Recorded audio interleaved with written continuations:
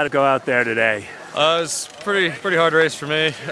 First lap felt pretty good, and I think the race leader came by me at about 5K. Tried to stick with him, and then started falling apart a little bit. But it was a good early season race for me, I guess.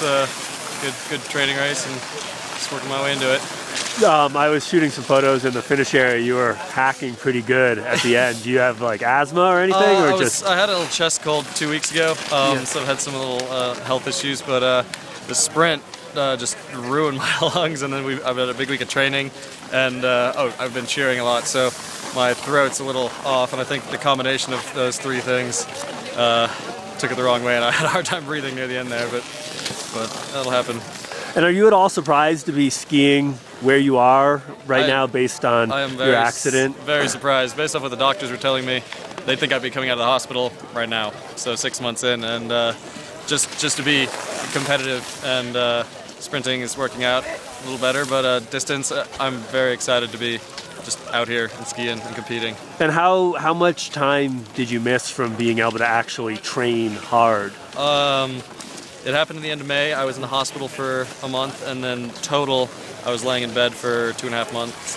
Yeah, 2.5 months throughout the summer. Started training late August, and then been going as hard as I can since then.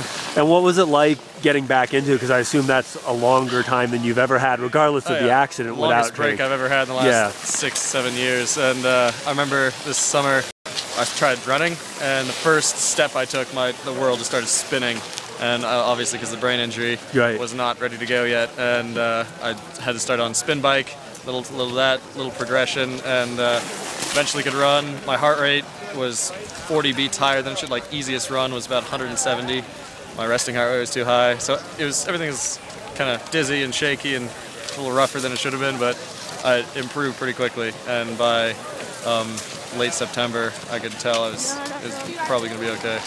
And when you were in the hospital, like, were you at that point even thinking about something like ski racing, or were you just like thinking about trying to get your life back to a... Yeah, I mean, I don't remember the whole accident or the 2 weeks of it, so it wasn't that traumatic. But when I came to, the first thought I had was I didn't want to fail my team at CU Boulder, and my senior year, I wanted to be there for them, help them out, and it wouldn't be the best move for me to disappear from the hospital move in the last senior year. So yeah, that was one of the biggest concerns for me, that I wanted to be able to compete.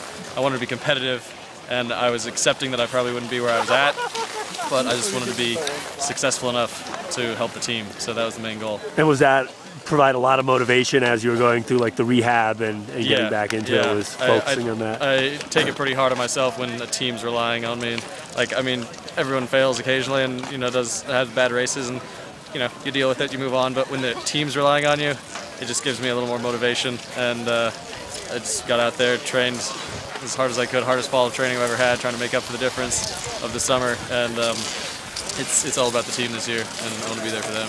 And so what's next? Obviously, team-wise, this was just sort of a warm-up. When do you guys really get cranking? Yeah, our guys have had a pretty big week of training. Our Norwegians have been doing about 5 hours a day, and been trying to keep up with them. But so these are early season races, just to warm up and trying to get in the flow of things.